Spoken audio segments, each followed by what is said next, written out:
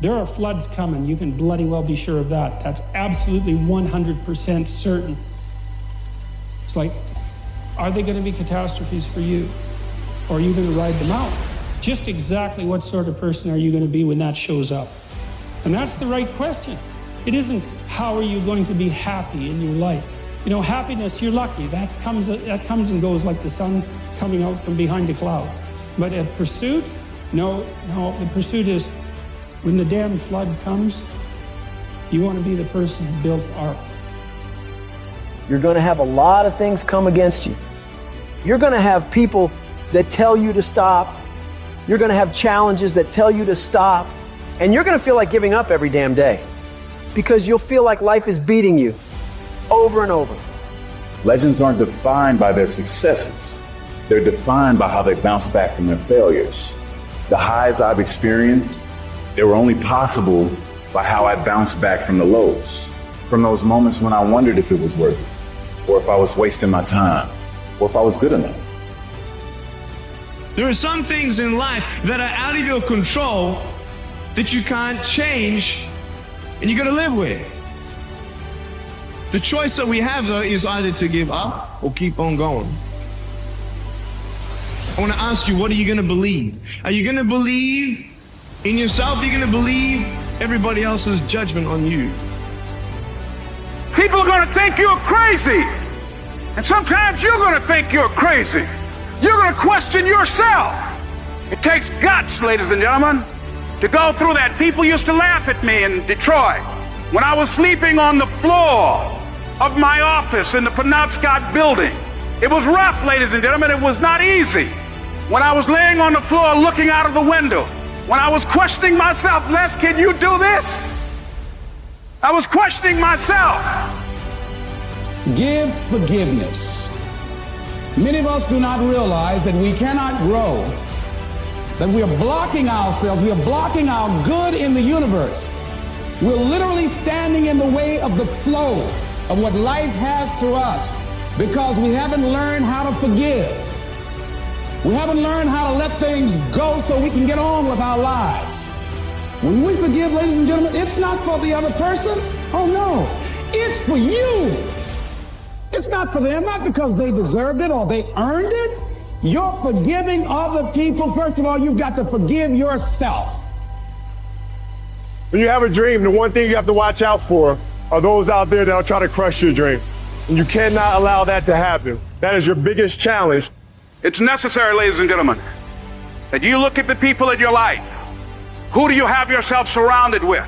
It's necessary, ladies and gentlemen, that you get the energy drainers out of your life, the dream busters. Get them out of your life. They will deplete your energy.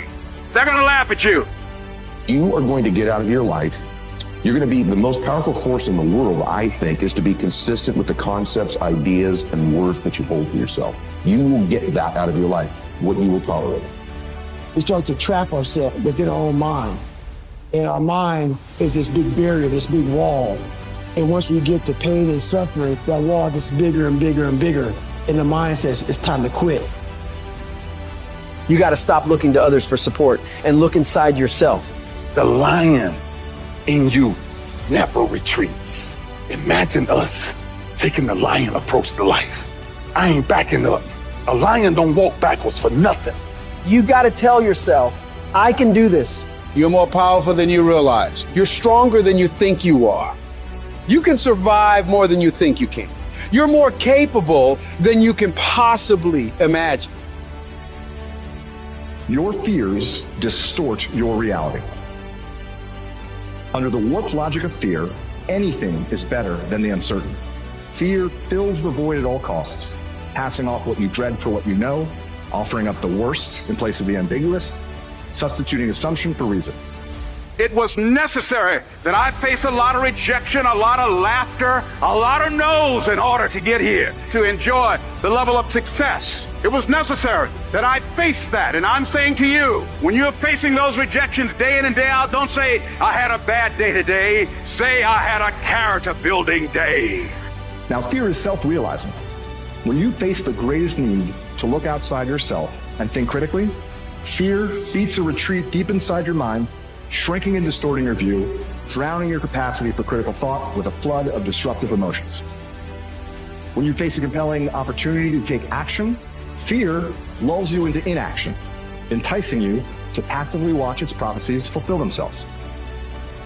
We can be active participants in our being here, or we can be victims. Before anything can take place, you've got to believe in your heart of hearts that it's possible that you can beat this. And this is when your mind has to change. You gotta start thinking, I'm the greediest motherfucker in the world. You gotta start armoring your mind. Start preparing yourself for what's out here in life. Build confidence, build self-esteem.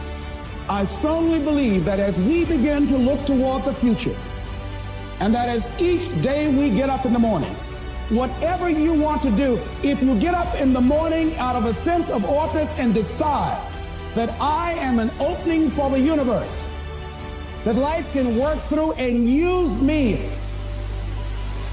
as a channel and as an instrument for change. And each day we get up, we make it our personal business to make a difference. How are we going to do it? We don't know, but we know that we can make a difference.